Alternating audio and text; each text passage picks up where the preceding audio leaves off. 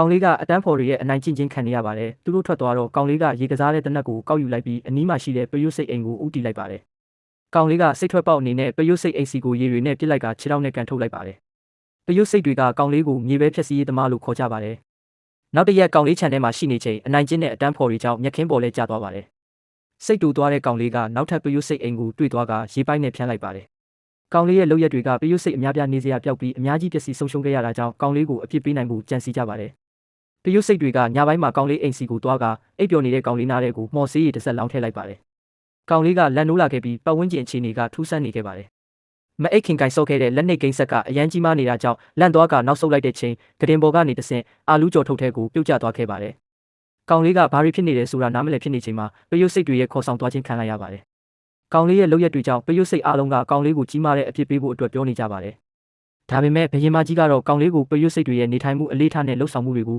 ိုနားလည်နိုင်ဖို့ပယုတ်စိတ်တွေနဲ့အတူအလုပ်လုပ်ရင်းသူတို့ရဲ့တဘာဝကိုလေ့လာသင်ယူဖို့ပြောလိုက်ပါတယ်။ကောင်လေးကိုတင်ပြပေးဖို့အတွက်ပယုတ်စိတ်မလေးဟိုဘာကတာဝန်ယူလိုက်ပါတယ်။ကောင်လေးကပယုတ်စိတ်တကောင်လိုမနေနိုင်ကြောင်းညှင်းဆန်လိုက်ပေမဲ့အမြန်ဆုံးအိမ်ပြန်ချင်ရင်ပယုတ်စိတ်တကောင်လိုနေထိုင်မှရမယ်လို့ဟိုဘာကရှင်းပြလိုက်ပါတယ်။ပယုတ်စိတ်မလေးဟိုဘာကကောင်လေးကိုပယုတ်စိတ်လေးတွေနဲ့အတူလေ့ကျင့်တင်ကြားပေးဖို့အတွက်ညွှန်ကြားရေးမှူးစီကိုအပ်လိုက်ပါတယ်။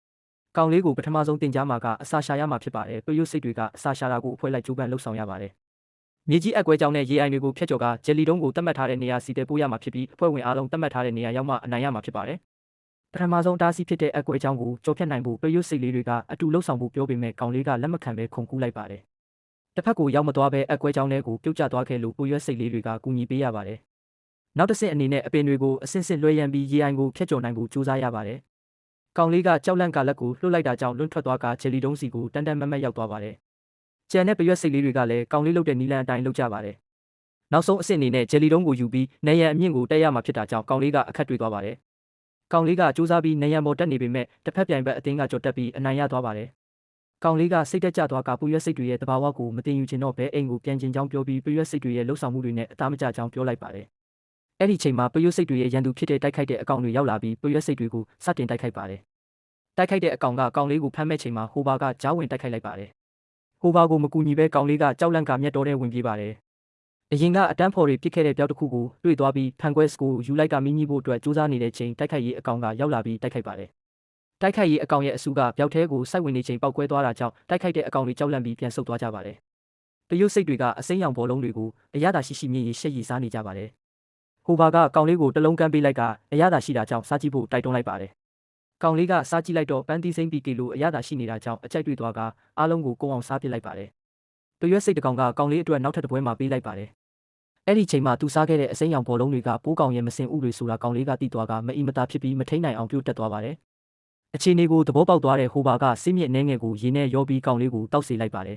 ။ဟိုဘာရဲ့ဆေးစွမ်းကြောင့်ကောင်လေးရဲ့အခြေအနေကချက်ချင်းတက်တာသွားပါတယ်။ဟိုဘာတို့အဖွဲ့ကပယွက်စိတ်တွေဖြစ်ပေါ်လာပုံနဲ့တမိုင်းကြောင်းတွေဖော်ပြထားတဲ့နေရာစီကောင်လေးကိုခေါ်သွားကရှင်းပြကြပါတယ်။တနေ့မှာသူတို့ကိုမွေးဖွားခဲ့တဲ့ပယွက်စိတ်မိခင်ကြီးပြန်ရောက်လာမယ်လို့ယုံကြည်နေကြပါတယ်။ကြောက်စရာကောင်းတဲ့ပုံတစ်ခုကတော့အရင်ပယွက်စိတ်တွေလက်ထက်ထဲကပယွက်စိတ်အိမ်တွေကိုဖျက်ဆီးပြီးထောင်ပေါင်းများစွာသောအသက်တွေကိုနှုတ်ယူခဲ့တဲ့လူတစ်ယောက်ပုံဖြစ်ပါတယ်။အဲ့ဒီချိန်လွန်ခဲ့တဲ့ရက်ပိုင်းကပိုးမွားနှိမ်နှင်းရေးအဖွဲ့ကိုရှင်းလင်းဖို့အတွက်လက်မှတ်ထိုးပေးခဲ့တာကိုကောင်လေးကသတိရသွားပါတယ်။စာချုပ်ဖြတ်ဖို့အတွက်အိမ်ပြန်မှာကိုပယွက်စိတ်တွေကိုမသိစေချင်တာကြောင့်အစာအတွက်ဂျယ်လီတုံးတွေတွားယူမယ်လို့ပြောလိုက်ပါတယ်။ဟိုဘာတို့အဖွဲ့နဲ့ကောင်လေးကအိမ်စီကိုလာခဲ့ကြပါတယ်။မိဖို့ခန်းကိုရောက်ဖို့အတွက်ကြီးမားတဲ့မွေးဖွားခင်းကြီးကိုဖျက်ကျော်ရမယ်ဆိုအချိန်တစ်ရက်လောက်ကြာမှာဖြစ်ပါတယ်။ဒါပေမဲ့လီဘန်ကာကြောင့်လွင့်နေတဲ့ပန်းပွင့်ဖက်တွေကိုမြင်ပြီးကောင်လေးကအကြံတစ်ခုရသွားပါတယ်။လီဘန်ကာနဲ့ပန်းပွင့်ဖက်တွေကိုအသုံးပြုပြီးမိဖို့ခန်းဘက်ကိုတွားကြပါတယ်။ဟိုဘာတို့အဖွဲ့ကရောင်စုံကယ်လီတုံးတွေကိုတွေ့တော့အရန်ပျော်သွားကြပါတယ်။ကောင်လေးကနှိမ်နှင်းရေးသမားရဲ့ဖုန်းနံပါတ်ကိုရှာကနံပါတ်တွေပေါ်မှာခုန်ကူးပြီးဖုန်းခေါ်လိုက်ပေမဲ့အမှားယွင်းတစ်ခုကြောင့်ကောင်လေးရဲ့ဖုန်းခေါ်မှုကပီဇာဆိုင်ကိုရောက်သွားပါတယ်။ကောင်လေးရဲ့အတန်ကရှင်းရှင်းလင်းလင်းမကြားရတာကြောင့်ကြိုတင်ပို့ကင်လုပ်ထားတဲ့အမှားစာကိုဖျက်တယ်လို့ထင်ပြီးလက်ခံလိုက်ပါတယ်။ကောင်လေးဘက်ကနှိမ်နှင်းရေးသမားမလာတော့ဘူးလို့ထင်ပြီးစိတ်အေးသွားပါတယ်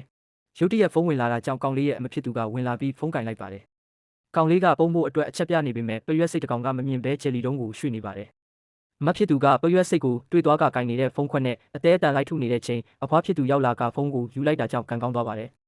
ကောင်လေးကပယွက်စိတ်လေးတွေနဲ့အတူဘေးစင်ထဲကိုခုန်ချထွက်ပြေးရပါတယ်။တစ်ဖက်မှာလဲမော်ဆရာကဟိုဘာတို့အဖွဲ့ပြောင်းနေလို့စိတ်ပူနေပါတယ်။ကောင်လေးနဲ့ဟိုဘာတို့အဖွဲ့ပြန်ရောက်လာတော့အကြောင်းစုံကိုတီးသွားတဲ့မော်ဆရာကကောင်လေးကိုစိတ်ဆိုးနေပါတယ်။မော်ဆရာကကောင်လေးကိုအရင်ပုံစံဖြစ်အောင်လုပ်နိုင်တဲ့ဆေးရည်သူစီမှာရှိတဲ့အကြောင်းပြောပြလိုက်ပါတယ်။ကောင်လေးကဒီနေ့မှရှိတဲ့ပယွက်စိတ်တွေကိုအန်ဒီရဖြစ်စေနိုင်တာကြောင့်အရင်ပုံစံဖြစ်အောင်ဘယ်တော့မှပြန်လုပ်ပေးမှာမဟုတ်ကြောင်းပြောလိုက်ကကောင်လေးကိုကြောက်ပြီးထွက်ပြေးသွားအောင်ချင်းချောက်လိုက်ပါတယ်။ ဟိုဘာကမော်ဆီယာပြန်လာတော့ကောင်လေးကိုမမြင်တာကြောင့်မိလိုက်ပါတယ်။ကောင်လေးကအိမ်ပြန်ကျင်တာကြောင့်သူ့ဘာသာတယောက်တည်းထွက်သွားတယ်လို့မော်ဆီယာကလိန်ပြောလိုက်ပါတယ်။မော်ဆီယာကြောင့်ကောင်လေးကထွက်သွားတာကိုဟိုဘာကရိပ်မိသွားကအရန်စိတ်ဆိုးသွားပြီးကောင်လေးကိုလိုက်ရှာပါတယ်။ကောင်လေးကဘယ်တော့မှအိမ်ပြန်လို့မရတော့ဘူးလို့တွေးပြီးဝမ်းနေနေတဲ့ချိန်ပိုးကောင်တစ်ကောင်ရောက်လာပြီးစကားဆက်မိပြောနေပါတယ်။ကောင်လေးမျက်နှာတစ်နေချိန်ရုတ်တရက်ပိုးကောင်လေးကပျောက်သွားတာကြောင့်ကောင်လေးကအံ့ဩသွားကဘေးကိုကြည့်နေချိန်ရေအိုင်ထဲကမျက်လုံးနှလုံးပေါ်လာကဖားကြီးတစ်ကောင်ကကောင်လေးနောက်ကိုစားဖို့အတွက်လိုက်လာပါတယ်။ပြေးနေရင်ဟိုဘာတို့အဖွဲ့နဲ့တွေ့ကအနီးမှာရှိတဲ့တန်ဘူးပေါ်တက်ပြေးကြပါတယ်။ဟိုဘာတို့ကအပေါ်ရောက်သွားပေမဲ့ကောင်လေးကမတက်နိုင်ပဲပြန်လျှော့ချနေပါတယ်။ဟိုဘာကကောင်လေးကိုလက်လန်းပြီးဆွဲခေါ်ဖို့လုပ်နေချိန်မှာကောင်လေးကဖပတ်ဆက်ထဲကိုပါသွားပါတယ်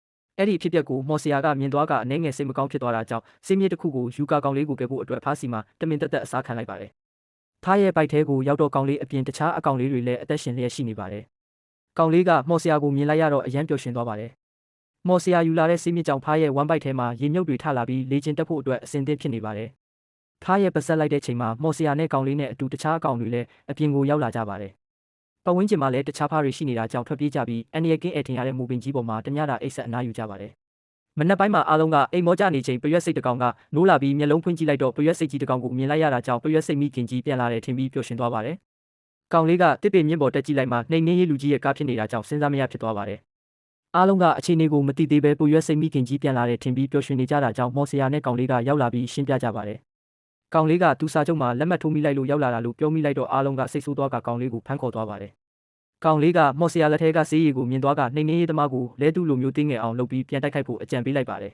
။ကောင်လေးရဲ့အကြံစီတိုင်းအရင်ဆုံးရန်သူတွေဖြစ်တဲ့တိုက်ခိုက်ရေးကောင်လေးစီကိုတွားကအတူပူးပေါင်းမှုအတွက်စီးရုံးပါတယ်။သူတို့ကလက်မခံပဲအကောင်လေးကိုစားဖို့အတွက်ပြင်လိုက်ချိန်မှာဒဏ်ရာရနေတဲ့တိုက်ခိုက်ရေးကောင်ရောက်လာပြီးမိကိုငွေတွေကအားလုံးကိုဖျက်ဆီးနေတဲ့ကြောင်းသတင်းပို့လာပါတယ်။အကောင်တွေအားလုံးပြေးလွှားနေတာမြင်တဲ့ချိန်မှာကောင်လေးရဲ့အကြံစီကိုလက်ခံကတိုက်ခိုက်ရေးကောင်တွေနဲ့တွေ့ရွက်စိတ်တွေပူးပေါင်းပြီးနှိမ်နှင်းရေးသမားကိုပြန်လည်တိုက်ခိုက်ကြပါတယ်။မိကိုငွေတွေကိုရှောင်ရှားပြီးနားထဲကိုထည့်ဖို့လုပ်ပေမဲ့မအောင်မြင်ခဲ့ပဲတွေ့ရွက်စိတ်တွေဘက်ကတော်တော်လေးထိနာခဲ့ပါတယ်။ကောင်လေးနဲ့မော်ဆီယာကနှိမ်နှင်းရေးသမားဆေးပြန်ဖြစ်နေချိန်အလစ်တိုက်ဖို့လုပ်ပေမဲ့မိကိုငွေတွေကြောင့်ကောင်လေးကချော်ကြကလူကြီးကောင်းပေါ်ပြုတ်ကျသွားပါတယ်။ခေါင်းထဲမှာတန်းကောင်တွေကိုတွေးလိုက်ရတာကြောင့်ကောင်လေးကအံ့ဩနေချိန်လက်ချောင်းတွေကခေါင်းထဲကိုဝင်လာပါတယ်။ကောင်လေးကပြေးနေရင်ခလုတ်တိုက်ပြီးလူကြီးနာခေါင်းပေါ်ပြုတ်ကျကလွှင့်ဆင်သွားပါတယ်။ဟိုဘာကအချိန်မီကူညီလိုက်ပေမဲ့လူကြီးကလက်နဲ့ရိုက်လိုက်တာကြောင့်အောက်ကိုကျသွားပြီးဟိုဘာကတိုက်ခိုက်ရေးကောင်အောက်မှာပြီးနေပါတယ်။မိကိုငွေတွေနီးကပ်လာတာကြောင့်ဟိုဘာကကောင်လေးကိုပြေးခိုင်းပေမဲ့ကောင်လေးကတိုက်ခိုက်ရေးကောင်ကိုမှလိုက်ကာစာတိုက်ပုံးစီကိုအတူထွက်ပြေးကြပါတယ်။ဟိုဘာကအပေါ်ရောက်သွားကကောင်လေးကိုမိကိုထဲပါသွားပြီလို့ထင်လိုက်ပေမဲ့ကောင်လေးကတိုက်ခိုက်ရေးကောင်ကိုဆွဲပြီးအပေါ်တက်လာပါတယ်။ကိုးကောင်တွေကလူကြီးရဲ့ဘောင်းဘီအောက်ကနေဝင်ပြီးနေရာကောင်းကိုကိုက်လိုက်တော့ပစ္စည်းတွေလွတ်ကျပြီးဟန်ချက်ပြတ်သွားပါတယ်